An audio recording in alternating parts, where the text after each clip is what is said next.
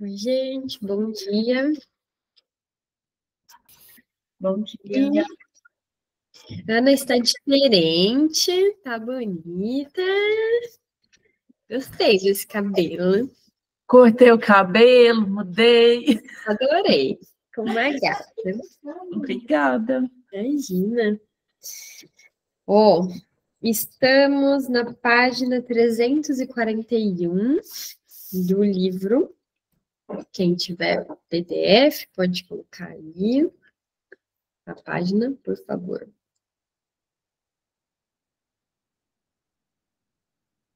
A gente vai começar pelo parágrafo essa obstinação. Beleza? Eu acho que o meu Meet, ele travou o som. Alguém fala aí, só para eu ver se está funcionando, não? Bom dia, Bruna. Tá escutando? Agora foi. Obrigada, Chay. Bom dia. De nada. Porque esse Meet, ele é meio doido e às vezes ele bloqueia o áudio, mas foi. Então, vamos lá. Essa obstinação mostra um forte contraste com as dúvidas anteriores de Freud, para não mencionar seu ideal científico. Gabi, eu acho que ninguém colocou aqui ainda no chat. Eu já pedi para colocarem. Tenta fazer aquele localizar, sabe, no texto. E aí jogar, tipo, sei lá, ideal científico, que foi o que a gente leu agora, às vezes fica mais fácil de achar, porque eu não sei a página também no PDF. O que ele queria dos especialistas era uma confirmação. Página 426. Obrigada. Remetia-se aos argumentos deles quando sustentavam o seu próprio argumento, e, em caso contrário, desconsideravam-os. Como disse a Firenze no verão de 1912, ele encontrara as melhores confirmações para as minhas hipóteses sobre o tótem, no livro de Robertson Smith, sobre a religião. Aí que eu estou aceitando uma galera aqui. Temia que Fraser e as outras autoridades não aceitassem soluções para os mistérios de Totem e Tabu. Mas isso não abalou sua confiança nas conclusões com que já havia se comprometido. Não a abalou na época, nem depois. Aí tem a nota de rodapé. Ainda hoje defendo essa construção, escreveu ele perto do final da vida. Repetidas vezes tive que ouvir censuras veementes por não ter modificado minhas concepções em edições posteriores do livro. Depois que etnólogos mais recentes rejeitaram unanimemente as hipóteses de Robertson Smith e, em parte, apresentaram outras teorias completamente diferentes. Devo replicar que estou plenamente familiarizado com esses supostos avanços, mas não me convenci da correção dessas inovações, e tampouco dos erros de Robertson Smith. Uma contraposição não é uma refutação, uma inovação não é necessariamente um avanço. Ele concluía com uma justificativa que sugere algum componente não analisado em suas ideias sobre esse ponto. Acima de tudo, não sou um etnólogo, mas um psicanalista. Eu tinha o direito de escolher na literatura etnológica aquilo que pudesse usar para o trabalho analítico. É questionável que sua pertinácia brotava da mesma fonte psicológica de suas dúvidas anteriores. Os primeiros leitores da obra suspeitaram mesmo. Tanto Jones como Firenze apresentaram a Freud a possibilidade de que as dolorosas reservas que ele expressou depois de publicar Totem e Tabu pudessem ter raízes pessoais mais profundas do que uma simples angústia compreensível enquanto autor. Os dois tinham lido as provas do livro e estavam convencidos de sua grandeza. Sugerimos que ele havia vivido em sua imaginação as experiências que descreveu no livro, escreve Jones, que sua exaltação representava a excitação de matar e comer o pai, e que suas dúvidas constituíam apenas reação. Freud se mostrou disposto a aceitar essa amostra de psicanálise intramuros, mas não a rever sua tese. Em A Interpretação dos Sonhos, disse a Jones, apenas descrevera o desejo de matar o pai. Em Totem e Tabu, descrevia o parricídio de fato. E, afinal, é um grande passo de um desejo a uma ação. Era um passo que Freud, evidentemente, nunca havia dado, mas o fato de apresentar o crime primordial como um acontecimento único, projetando uma sombra imortal, ao invés de uma fantasia extremamente humana e generalizada, permitiu a Freud manter-se certa distância das lutas edipianas com seu próprio pai. Permitiu-lhe pleitear, por assim dizer, a absolvição que um mundo racional deveria conceder aos verdadeiros inocentes que apenas fantasiam a perpetração do parricídio. Em vista da própria demonstração de Freud de que o mundo mental é tudo menos racional, é uma tentativa, um tanto patética, de fugir às implicações homicidas de suas agressões edipianas. Aqui, quando a gente lê que o mundo mental é tudo menos racional, fico pensando daquelas vezes que a gente fala ou escuta dizer, é que eu sou muito racional. No falar, né? Porque no sentir a coisa já não anda muito por essa linha. Às vezes tem mesmo uma fala muito racionalizada, né? Ou mesmo quando a gente está ouvindo em análise alguém dizer alguma coisa muito racionalizada. Eu sinto tal coisa porque... Ou eu devia, é mais comum, eu devia me sentir de tal jeito, porque fulano disse, ou porque já faz tanto tempo, como se tivesse mesmo uma racionalidade que não é real, né?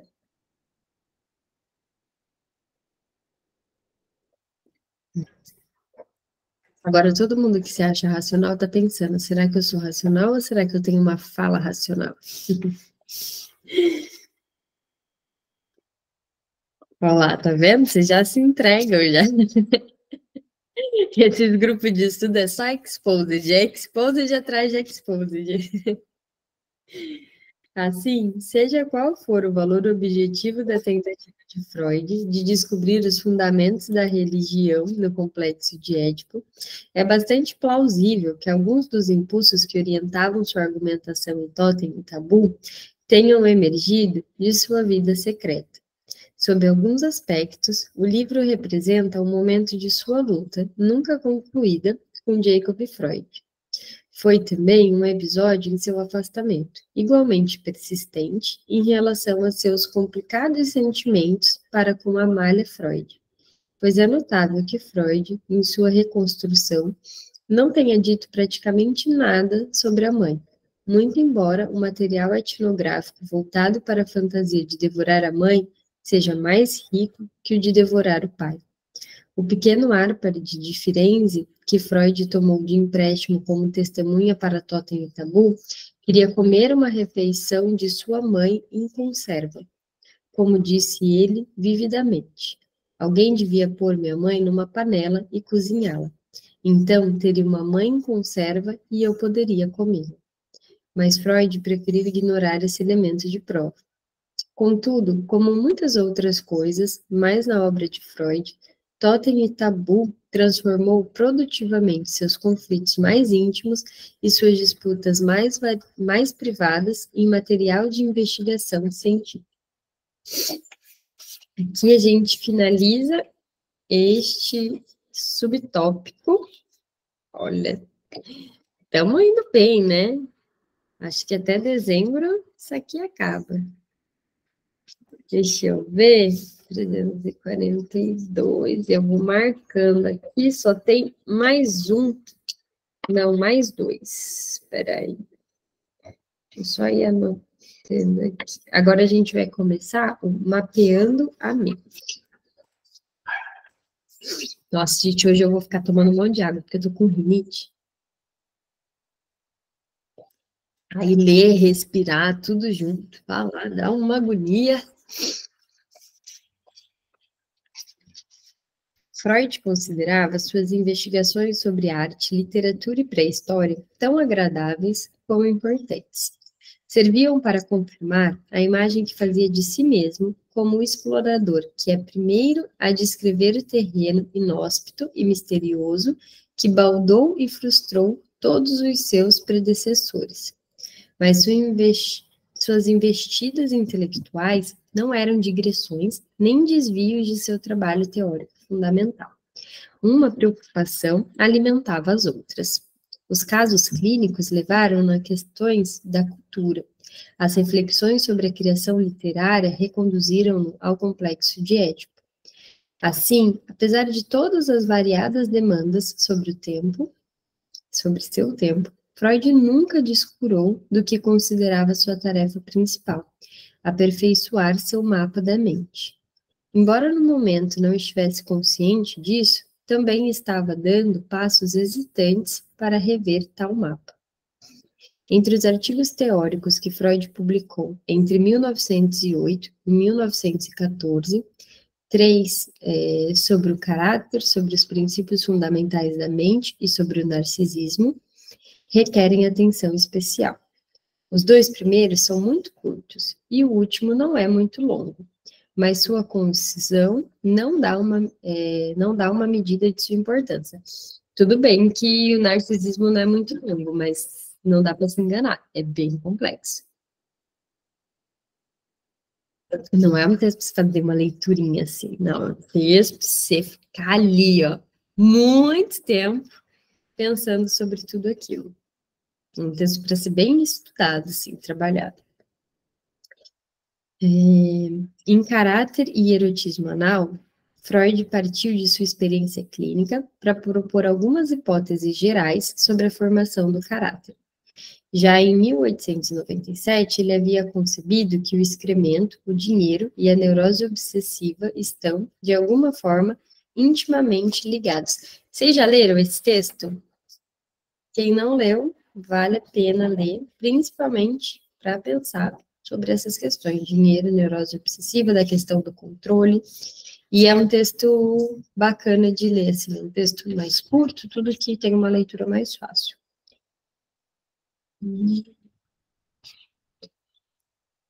Até ia falar, Gé, a Gé tá aqui, Gé, anotou?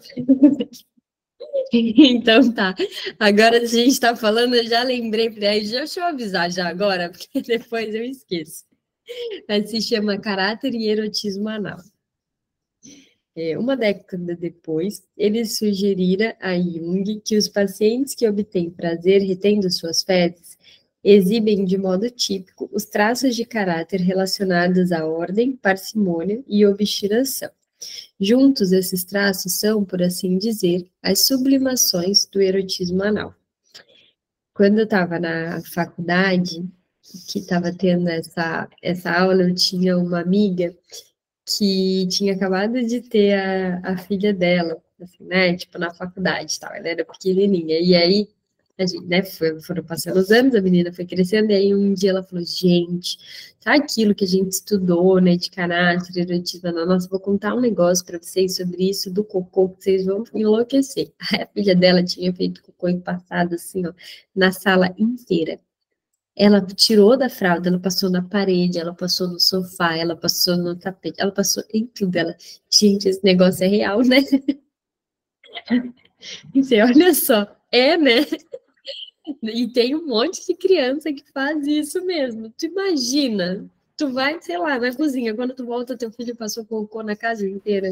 Triste. Ô, Bruna, a minha mãe conta, sabe, quando eu era pequenininha, assim, que tu fez essa coisa?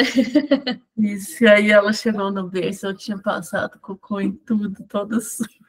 Meu Deus, sério, eu acho que eu ia embora. Acho que deixava para trás, falava, não, para ver, até entendo o que isso significa, mas assim, para mim não dá.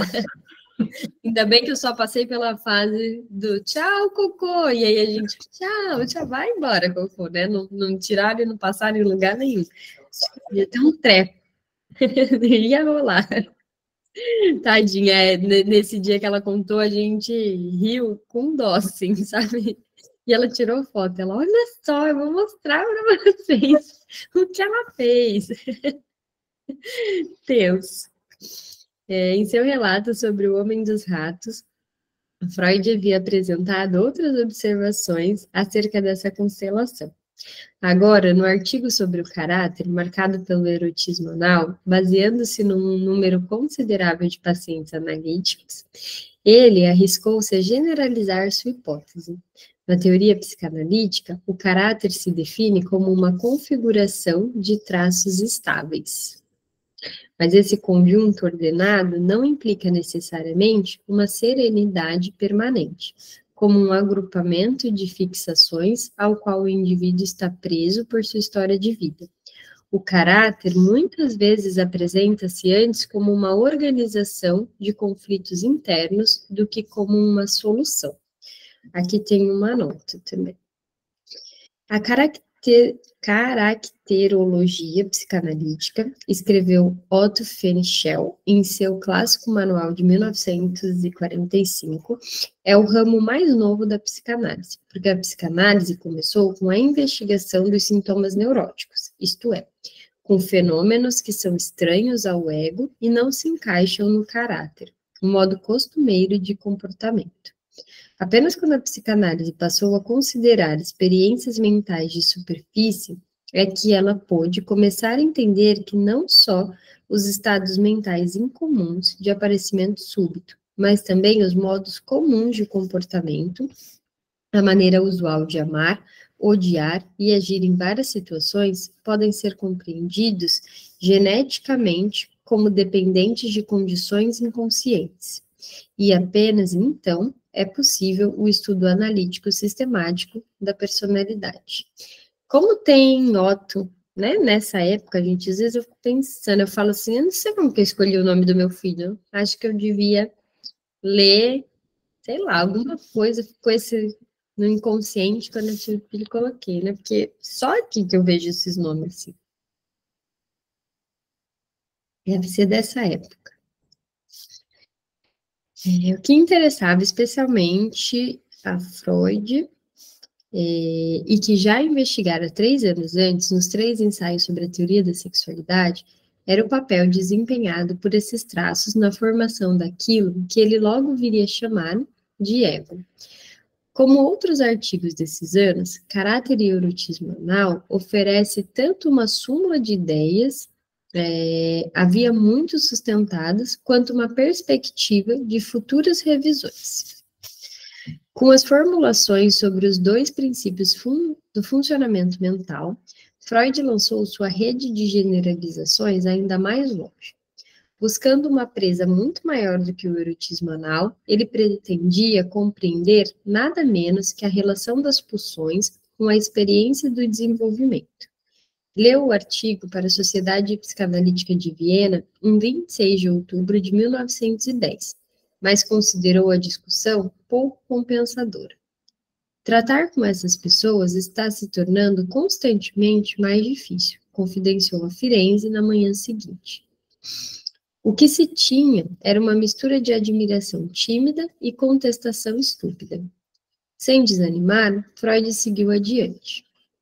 Uma vez mais, embora reafirmasse ideias que havia prenunciado na metade dos anos 1890 e desenvolvido no 7º capítulo de A Interpretação dos Sonhos, ao mesmo tempo olhava à frente, para futuras formulações. O artigo distingue nitidamente 2 formas de atividade mental. O processo primário, o primeiro a surgir, se caracteriza por uma incapacidade de suportar a ordenação dos desejos ou qualquer delonga na satisfação deles. Ele obedece ao princípio do prazer. O outro, o processo secundário, que amadurece no decurso do crescimento, desenvolve a capacidade humana do pensamento. E é assim um agente da ponderação e do adiamento proveitoso. Ele obedece ao princípio da realidade, pelo menos durante parte do tempo. Toda criança deve experimentar a entronização do princípio de realidade como um passo importante que a vida a obriga a dar. Tendo descoberto que alucinar a realização de seus desejos não basta para assegurar sua efetiva satisfação, a criança começa a cultivar seu dom de compreender e, se possível, manipular e controlar o mundo exterior. Isso significa, concretamente, que ela aprende a lembrar, a prestar atenção, a julgar, a planejar, a calcular, a tratar o pensamento como uma forma experimental de ação, a testar a realidade. Esse processo secundário nada tem de fácil, muito menos de automático. O princípio do prazer, descuidado e imperioso, tarda a renunciar ao seu domínio sobre a criança em crescimento, e esporadicamente recupera tal domínio.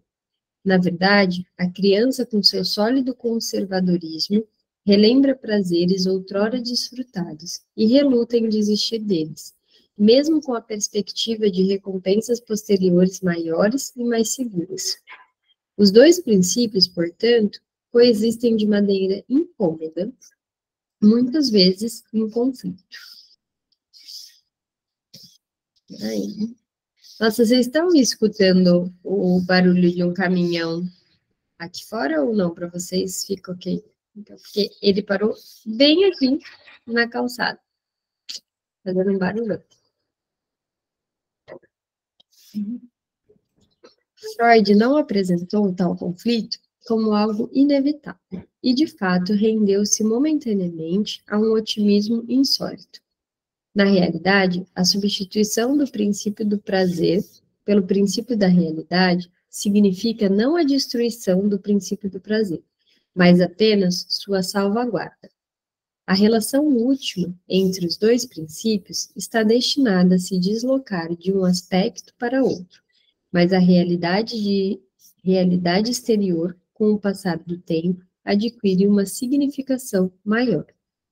No entanto, Freud reconhecia que as pulsões sexuais são particularmente resistentes à educação, visto que podem ser satisfeitas pela atividade autoerótica no próprio corpo da pessoa. E a relutância desses instintos em aceitar restrições da realidade prepara o solo para neuroses posteriores. É por isso que, para a cultura, é essencial negociar com o princípio do prazer, em favor do princípio da realidade, fazendo com que o ego de prazer se renda, pelo menos em parte, ao ego da realidade. É por isso, também, que a consciência tem um trabalho importante para realizar no funcionamento mental. Sua principal tarefa é assegurar, na mente, o domínio da realidade. Pois, como Freud lembrou a seus leitores, no inconsciente, no obscuro reino da repressão e das fantasias, o teste da realidade não tem nenhuma influência. A única moeda corrente nesse âmbito, observou Freud, em seu melhor estilo metafórico, é a moeda neurótica. Portanto, todos os momentos de trégua não podem ocultar o fato de que a vida mental, na avaliação de Freud, é uma guerra mais ou menos contínua. O artigo sobre o funcionamento mental aborda a mente individual, principalmente o intercâmbio turbulento entre seus domínios inconsciente e consciente. Mas, implicitamente, Freud estava abrindo caminho para uma psicologia social psicanalítica. As forças que impelem a criança a estabelecer um compromisso com o princípio de realidade desde cedo, quando seu controle da razão ainda é inseguro e intermitente, são, na maioria, externas, ação de terceiros com autoridade. A ausência temporária da mãe, o castigo paterno, as inibições impostas à criança por qualquer pessoa, seja a ama, o irmão mais velho ou o colega da escola, constituem o grande não social. Eles frustram desejos, canalizam apetites e obrigam o adiamento da gratificação. Afinal, mesmo a mais íntima experiência, o complexo de Édipo, surge e segue seu curso numa situação intensamente social. Em 1911, ano que Freud publicou esse artigo sobre o ego de prazer e ego da realidade, eles estavam plenamente convencidos da impossibilidade de se separar a psicologia individual da psicologia social. Tem uma nota. Freud discutiria a relação entre psicologia individual e psicologia de grupo e a análise do ego. 3 anos antes, ele já havia abordado a mesma questão num ensaio informal, Moral Sexual Civilizada e a Doença Nervosa Moderna, que também é muito bom e fácil de entender, um artigo curtinho e bacana. Ali, ele sugeria que o que considerava como o predomínio da doença nervosa, em sua época, derivava de uma autorrecusa excessiva, imposta pela sociedade respeitável da classe média sobre as necessidades sexuais dos seres humanos. É muito da questão do controle da sexualidade, né? Até por isso também fala-se tanto nas questões da religião, da cultura, ele vem trazendo isso, do quanto que tem que ser dominado e controlado. Não que ele concorde que deva ser, né? Mas que era feito dessa forma. Deixa eu ver aqui. O inconsciente, em suma, não pode escapar à cultura. Assim, seu artigo sobre os 2 princípios do funcionamento mental, juntamente com o artigo sobre o nervosismo, indicavam sutilmente novos pontos de partida. O caráter bifronte dos textos de Freud nos anos anteriores à Primeira Guerra Mundial, visando uma súmula e preparando uma revisão, é mais evidente em seu subversivo artigo sobre o narcisismo. Isto é, subversivo em relação às suas próprias concepções, havia muito tempo sustentadas. Em seu estilo característico, Freud qualificou-o de introdutório. Não era falsa modéstia. Ele reclamou que a redação do artigo era uma tarefa desagradável e que encontrava dificuldade em conter seus pensamentos explosivos dentro desse quadro. Tinha certeza, porém, de que poderia empregá-lo como uma arma na cruzada contra seus adversários. O narcisismo, suponho, vai amadurecer durante o verão, escreveu a Firenze pouco antes de deixar Viena, numas férias de verão de 1913. A seu ver, era o acerto científico de contas com Adler. E tem outra nota. Sobre o narcisismo, foi um acerto de contas também com Jung, embora, como observou Abraham ao ler o rascunho do artigo, Freud pudesse ter enfatizado ainda mais o contraste entre a terapia de Jung e a psicanálise. Mas ele não quis ficar de picuinha, né? Nesse dia ele devia estar bacana, não ficou ali de picuinha e escreveu um negócio sem ficar voltando muito nisso. Mas ele brigava com a galera, né, gente? Olha como brigava. Mas no início de outubro, logo depois de voltar de seus 17 dias deliciosos em Roma, Freud podia informar que o artigo estava praticamente pronto. Disse a Ernest Jones que ficaria contente em comentá-lo com ele, bem como com Henry e Sachs.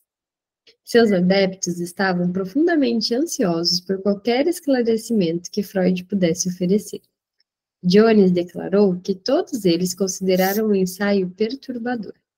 Na verdade, o próprio Freud estava inquieto em relação a ele, mais inquieto do que o usual, dando um tom sombrio a uma de suas metáforas favoritas.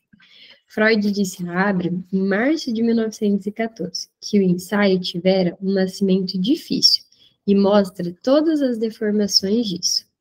Naturalmente, não gosto dele de modo especial, mas agora não posso oferecer outra coisa.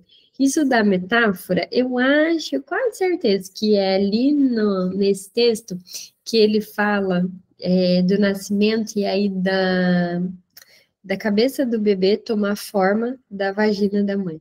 Vocês já viram essa passagem? Já ouviram falar? Não? É ali que ele faz uma analogia que eu não vou conseguir lembrar agora com o que, mas eu tenho praticamente certeza que está lá, nesse texto. Vamos ver se aqui ele fala sobre isso, mas é uma analogia conhecida. Alguém já leu aqui, ou todos já leram, Introdução ao Narcisismo? Não? Então, quem se interessa por autoestima? Quem se interessa? Ah, então, Vamos lá, né? Já abram hoje a introdução ao narcisismo e vão estudar, porque ele trabalha questões ligadas à autoestima e relação com, especificamente ali com a mãe, mas eu acho que uma das possibilidades que a gente tem, quando a gente está lendo Freud, nos dias de hoje, em vez de ler como mãe, mulher, né, trazer para esse lugar, para a gente sempre pensar no papel do cuidador principal da criança, né, independente de quem seja, se é mãe, se é vó, se é a tia da escola, sei lá, quem quer que seja, de como essa relação se estabelece e o que aquilo pode causar. E aí eu estou falando mãe, mulher, vó e tal, mas não precisa também ser uma mulher, precisa ser uma pessoa que se encarregue de ter essa relação com a criança. Acho que é válido para todo texto que a gente for ler, pensar nisso. Falou mãe, você pensa na figura parental ali, em quem está cuidando da criança. A conclusão não lhe trouxe nenhum alívio, mas pelo contrário, sintomas físicos desagradáveis, dores de cabeça e distúrbios intestinais. Por isso, agradou-lhe que Abraham o tranquilizasse, assegurando que o artigo era realmente brilhante e convincente. Ai, gente, é mesmo. É muito bom. Agradou-lhe, comoveu, mas não o tranquilizou de todo. Tenho aí uma sensação muito forte de uma séria insuficiência. É claro que nesses meses, Freud estava com uma disposição combativa. Enquanto rematava o artigo sobre o narcisismo, estava ao mesmo tempo esboçando sua carga explosiva contra Adler e Jung. Escreveu na força do ódio, né?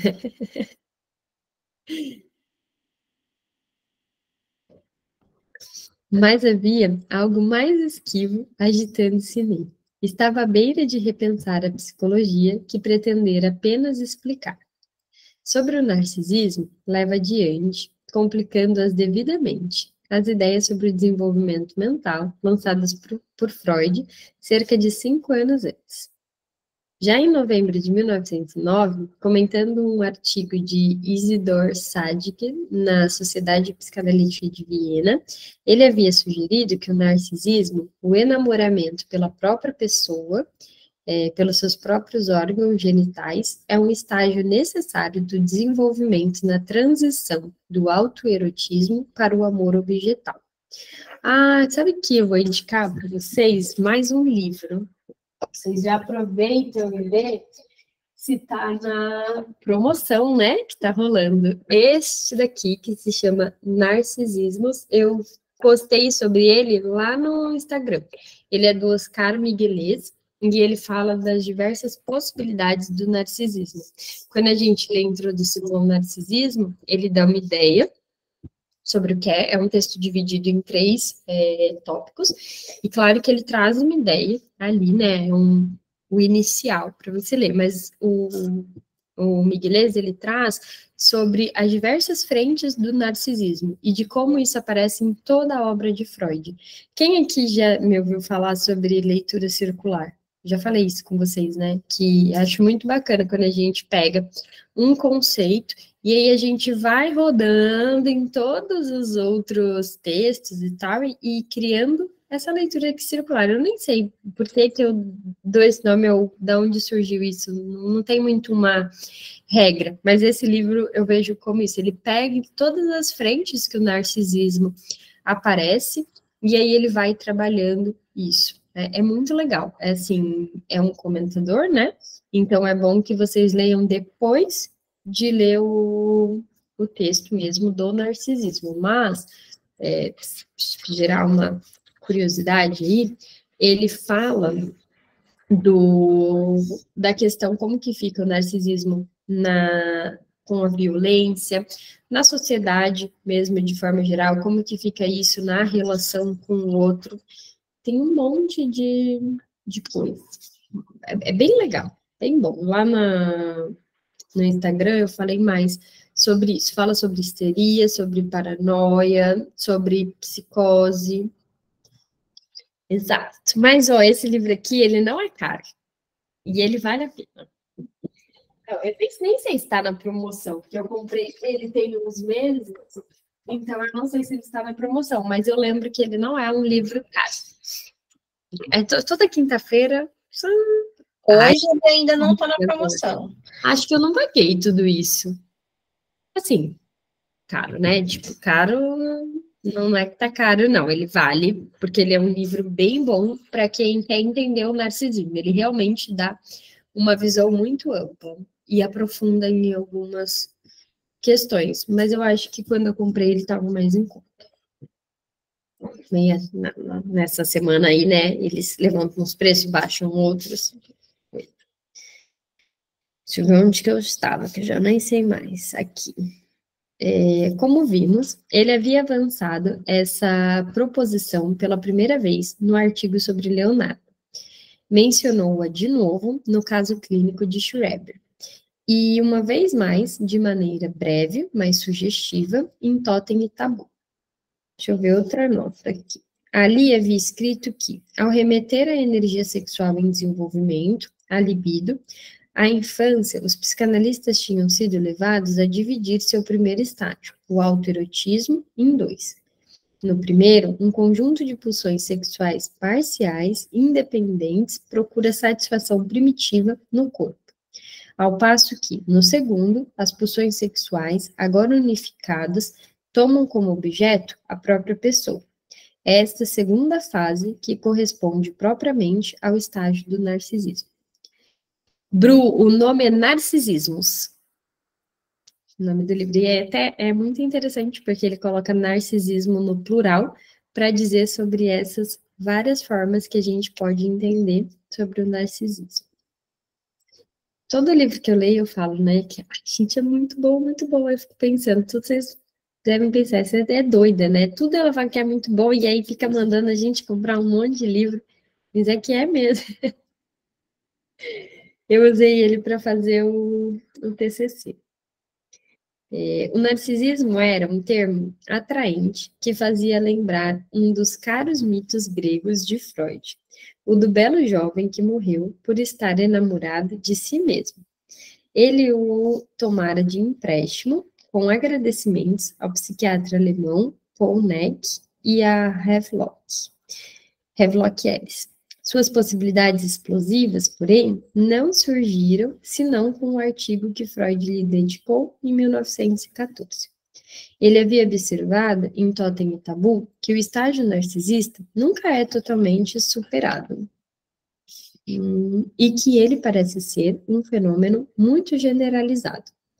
Agora, ele esmiuçava as implicações de suas ideias fragmentárias. Originalmente, o termo narcisismo era aplicado a uma perversão. Os narcisistas são desviados que só conseguem obter satisfação sexual tratando seus próprios corpos como objetos eróticos. Mas, observou Freud, esses pervertidos não monopolizam tal espécie de egocentrismo erótico. Afinal, os esquizofrênicos também retiram sua libido do mundo exterior e não a eliminam. Pelo contrário, afirmou Freud que eles investem em seu próprio ser. E isso não era tudo. Os observadores psicanalíticos também haviam descoberto provas sólidas de traços narcisistas entre os neuróticos.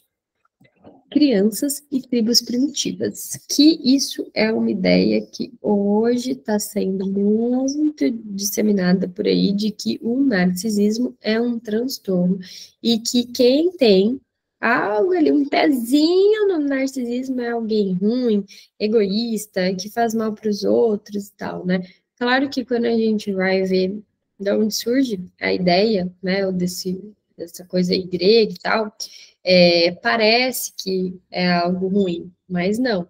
Inclusive, lá ele tem uma frase no artigo do narcisismo que ele fala que esse egoísmo, por vezes, ele é protetivo, né? Eu não sei se foi aqui que eu falei, às vezes a gente se encontra em tantos lugares que eu me perco onde foi que a gente falou sobre as coisas. não sei se foi aqui ou no Conectadas, mas de que toda emoção ela é válida e que elas são necessárias, né? Parece óbvio isso, mas é importante que a gente sabe que uma pessoa ela precisa ter raiva, às vezes a raiva protege, o ódio protege, né? Não é só uma coisa destrutiva. Muitas vezes um sentimento que hoje é considerado negativo, ele tira a gente de algumas situações que deveria mesmo, né? Tomar ali por fim. Então, o narcisismo ele é necessário, não dá para você não ter nenhum amor voltado a si mesmo. A gente sabe como é que fica, né? Quando tem também a famosa fala lá da falta do amor próprio. Então, no entanto ao céu, no entanto ao mar, né? O Migueles fala sobre isso também no livro, sobre essa, como é que ele chama? De uma certa banalidade do narcisismo hoje, né, por pessoas que não entendem mesmo a complexidade disso. Em Totem e Tabu, Freud já acrescentara os amantes a essa lista crescente. Não poderia escapar à conclusão de que o narcisismo, nesse sentido mais abrangente, não é uma perversão, mas o complemento libidinal do egotismo da pulsão de autopreservação. Que é isso, né, que a gente está dizendo, que é preciso nutrir algum amor por si mesmo. A esfera de significações da palavra se ampliou com rapidez, primeiro nas mãos de Freud e a seguir, de modo muito mais irresponsável, no uso geral, para grande prejuízo dela enquanto expressão diagnóstica. Olha só, também é o que a gente está dizendo, né, que acontece hoje.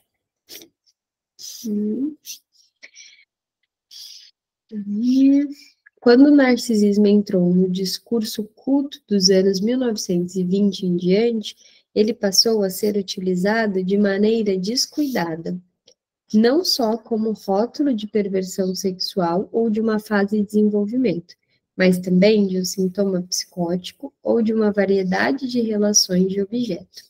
Alguns, de fato, empregaram-no como um termo pejorativo fácil contra a cultura moderna ou um sinônimo vago para uma vaidade enfatuada. Antes mesmo que essa inflação de significados praticamente lhe arruinasse a precisão, o narcisismo levantou algumas questões inconvenientes, que Freud mostrou certa relutância em apontar. Resiste-se à ideia de se abandonar à observação por controvérsias teóricas estéreis. Mas, acrescentou conscienciosamente, tinha-se a obrigação de fazer uma tentativa de elucidações. Essa tentativa levava ao reconhecimento de que o self pode escolher, e de fato se escolhe como objeto erótico, tanto quanto escolhe a outros. Aqui tem uma nota também. Deixa eu só marcar aqui. Peter Gay utiliza aqui o conceito de self, mais abrangente do que de ego, e que não faz parte do vocabulário de Freud. Optamos por manter o termo original. Existe, em suma, uma libido do ego, tanto quanto uma libido do objeto. O tipo narcisista, sob a influência da libido do ego, ama o que ele é, o que foi outrora e o que gostaria de ser, ou a pessoa que foi parte de seu próprio ser. Mas ele não é uma curiosidade ou uma aberração rara. Ao que parece, há um certo narcisismo oculto dentro de cada um. Mesmo o amor parental, termo fundamentalmente tão pueril, não é nada mais que o narcisismo renascido dos pais. E aí ele fala dessa questão de que os pais amam os filhos a partir do próprio, então, narcisismo. E aí é uma coisa que eu fico pensando, é um questionamento meu, que precisamos estudar sobre isso, porque eu acho bastante importante. Muito se fala do excesso de amor por si mesmo e de só querer se dar bem. E aí eu fico pensando como que isso acontece quando existe uma falta de amor por si mesmo. Quando essas pessoas têm filhos, né, quando elas não conseguem amar a si mesmo, como é que fica o amor por esses filhos? Acho que é uma questão bem atual, assim, para se pensar, né? A idealização do filho extrema é ruim, mas não ter nenhuma idealização ou colocar naquele sentido de só criticar, né, de só apontar defeitos, erros também, como é que fica? Acho que é sempre algo para refletir mesmo, né, de como as coisas mudam socialmente, dos problemas sociais que aparecem de cada época. Acho que esse é um questionamento importante. Faz sentido para vocês? Mas, beleza. A gente vê isso também, né, das pessoas dizendo assim, fulaninho é tão inteligente quanto eu. Ah, fulaninho puxou tal coisa de mim, né? Fulaninho é não sei o que, igual a mim. As pessoas ficam bravas. Também vocês já devem ter visto isso, assim. As pessoas ficam muito bravas quando dizem, ai, fulano não tem nada de você. Ficam puta. Tipo, como? Todo mundo me falava, nossa, você tem um à sua cara, mas o outro não tem nada a ver com você. E aí hoje ele tem a ver sim, eu provo lá com fotos que os dois têm sim a minha cara. Pode falar, Chay. E o pior é quando tu tá na vida adulta e tu tá fazendo uma. Vocês estão ouvindo a Chay? Hã? Sim, então foi meu meet. Espera aí, Chay, já volto.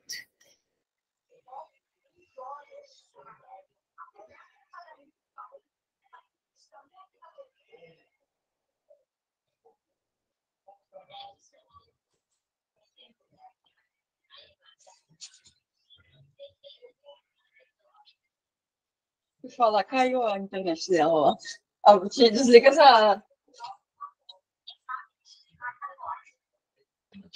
Bru, você tá mutada. Agora foi, né?